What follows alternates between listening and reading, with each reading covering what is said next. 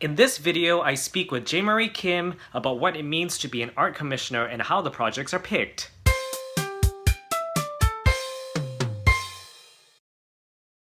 Hi, Jamerry. So why don't you start by telling us what you do professionally? I'm an artist and an educator, and my artwork currently deals with Flushing, and I teach a course in Queens College called Community and Culture that looks at Flushing's community, creative community, and historical sites. So what exactly drew you to become an art commissioner?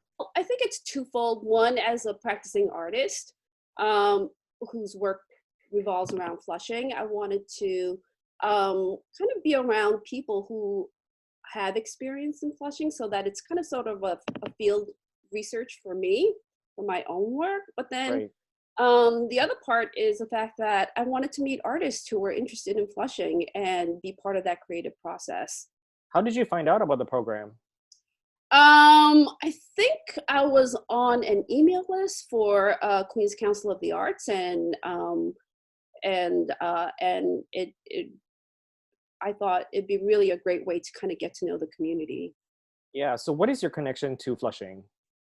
Well, I grew up here and then I left and then I kind of came back and I realized how much it has changed. So there was a part of me that knew Flushing from a particular standpoint in my own kind of personal history, but then I realized how much I didn't know. And from that perspective, I wanted to, become involved with the community a lot more.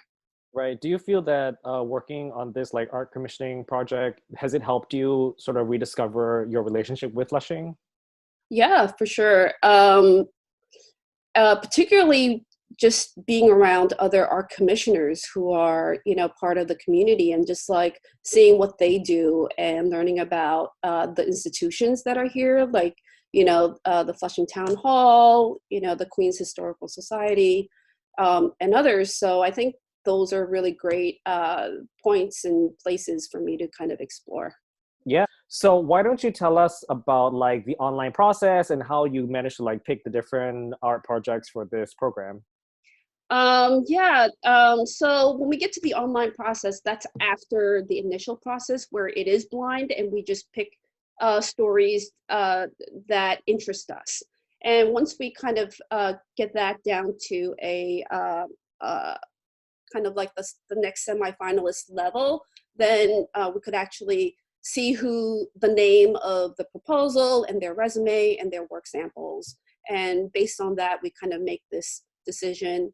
And then after that, we kind of, and that's the online process. And after that, we all kind of meet in person and we spend the entire day going through. And that's the day where we make the final decision.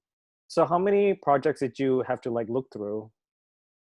Uh, Seemed like a whole lot.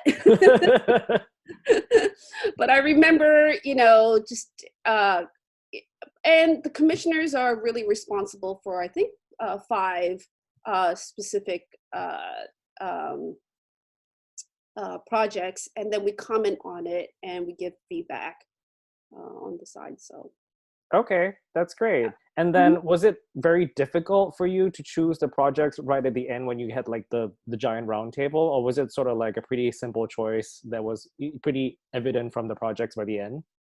Yeah, that's a good question. I think all in all, I think we pretty much knew who the finalists were going to be. So I don't think it was that difficult to make the decisions, especially when we had these kind of questions about, does this tell an untold story? Is this going to benefit the community? Does this give voice to the people who are not normally, given voices to? So if we kind of look at it in those terms, I think it was pretty, it was easier to kind of figure out who the finalists were going to be. Right. So why do you think it's important to be able to tell untold stories from protagonists that may not have like entered the mainstream or something like that? Well, I think in one way, I think it's such a direct and powerful way to kind of amplify the voices of the people in the community that, so many times, made invisible or given even minor roles in films and in media, like, they're the delivery person. But Right. what if we took that person and kind of made them the protagonist? What kind of stories would that be told? So I think from that perspective, I was very much interested in, amplifying the voices of people in Flushing. And that's it for our behind the scenes look at the artist commissioning program. Don't forget to like and subscribe, and if you have any questions or comments, please put them below, and I'll see you soon.